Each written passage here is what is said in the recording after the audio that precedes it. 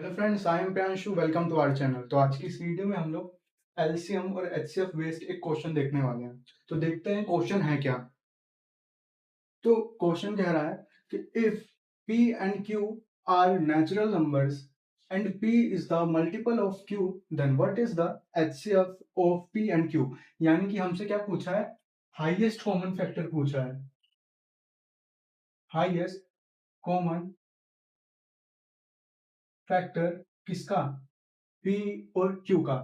तो p और q जो है नेचुरल नंबर्स है, यानी कि नेचुरल नंबर्स मैंने पिछली वीडियोस में भी बता रखा है कि ऐसे नंबर्स जिन्हें हम नेचर में ऑब्जर्व कर सकते हैं, जैसे कि 1, 2, 3, 4, 5 ऐसे ही।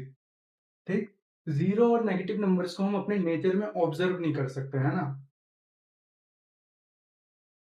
तो अब इस क्वेश्चन को सॉल्व कैसे करें। तो जब ये क्वेश्चन कह रहा है कि P is the multiple of Q, तो इसका मतलब हमें समझना पड़ेगा कि P जो है Q की टेबल में आता है। ठीक, P Q की टेबल में आता है। P is multiple of Q।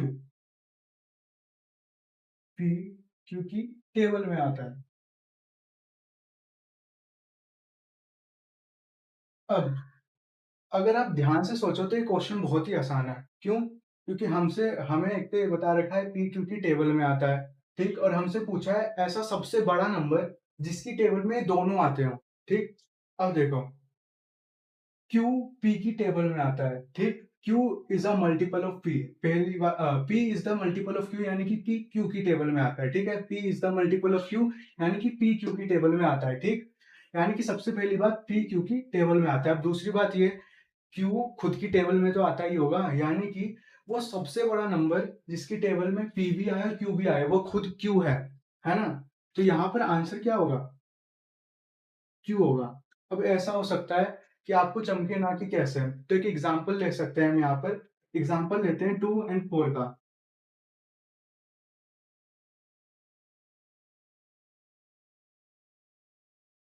2 और 4 का एग्जांपल लेते हैं, ठीक है।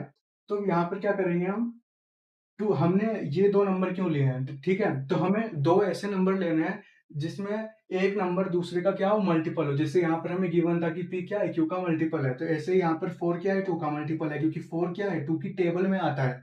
ठीक, तो हमने ऐसे दो नंबर ले लिए। या तो आप लेने को क्या ले सकते हो, 3 और 6 भी ले सकते हो, 4 और 8 ले लो। ठीक, बस ऐसे दो नंबर लेना जिसमें से एक नंबर दूसरे का क्या हो, मल्टीपल हो। तो ये एग्जाम्पल के तौर पर हम समझने के लिए ले रहे हैं। आंसर हमारा क्यों आ चुका है, ठीक है। देखो, तो यहाँ पर तुम देखो कि P और Q का काम कौन कर रहा है। यहाँ पर देखो, वहां पर P आ रहा है Q की टेबल में, P is the multiple of Q, और यहाँ पर 4 आ रहा है 2 की टेबल में, यानी कि यहाँ पर 4 P का काम कर रहा है और 2 Q का काम कर रहा है। ठीक, अब देखो, अब इसका एचसीएफ निकालते हैं। तो प्राइम फैक्टराइजेशन करेंगे तो 2 को क्या लिख सकते हैं, 2 की पावर 1। 4 को क्या लिख सकते हैं, 2 की पावर 2। एचसीएफ निकालने के लिए क्या करेंगे, जो भी हमें फैक्टर्स दिख रहे हैं, ठीक, वो लिख लेंगे। जैसे यहाँ पर हमें 2 दिख रहा है दोनों तरफ, तो 2 लिख लिया। अब छोटी पावर कौन सी है, नाम में आ रहा है हाईएस्ट, तो देखेंगे कौन सी पावर, छोटी वाली, जस्ट अपोजिट। ठीक, तो नाम में आ रहा है हाईएस्ट, तो अपोजिट पावर देखेंगे लोएस्ट वाली।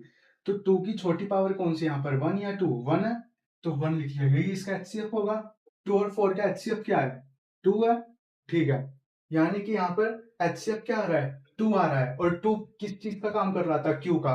तो यहाँ पर देखो एचसीएफ क्या आ गया, क्यू आ गया। ठीक, 3 और 6 के एग्जाम्पल से भी तुम ऐसे ही समझ सकते हो। ठीक, जैसे कि यहाँ पर 3 किसका काम कर रहा है, क्यू का काम कर रहा है, 6 यहाँ पर पी का काम कर रहा है। ठीक,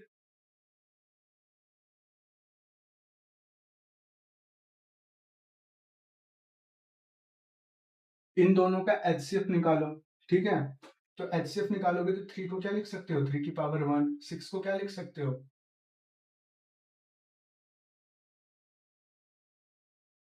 3 की पावर 1 इंटू 2 की पावर 1। ठीक है, अब देखो, एचसीएफ निकालना है।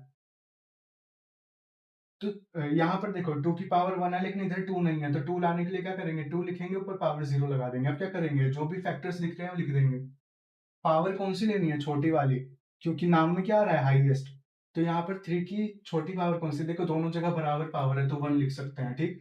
2 की एक जगह पावर 1 है, एक जगह 0 है, तो छोटी वाली लेंगे यानी कि 0, तो आंसर क्या आ रहा है? 3। और 3 किस चीज़ का काम कर रहा था? क्यू का।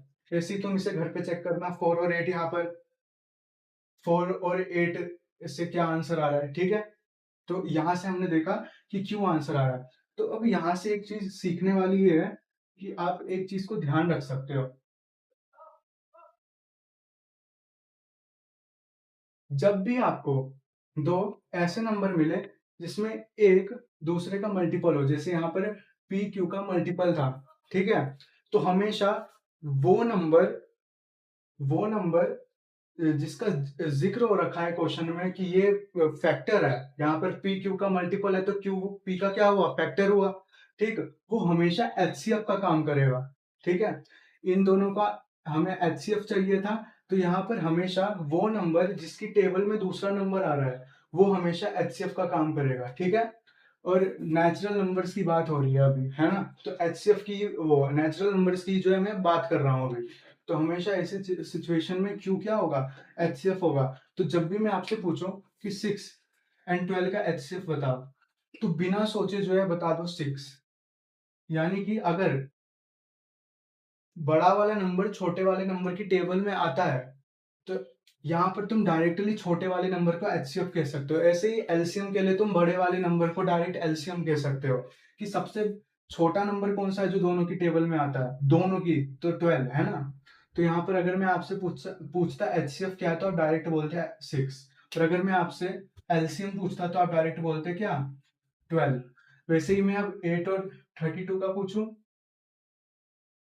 तो जो छोटा वाला होगा, देखो बड़ा वाला नंबर छोटे वाले नंबर की टेबल में आ रहा है, हाँ, तो यहाँ पर डायरेक्ट तुम बोलोगे कि एचसीएफ क्या होगा? 8। और एलसीएम पूछो तो बड़ा वाला नंबर बोल दोगे, ठीक? तो ये था क्वेश्चन।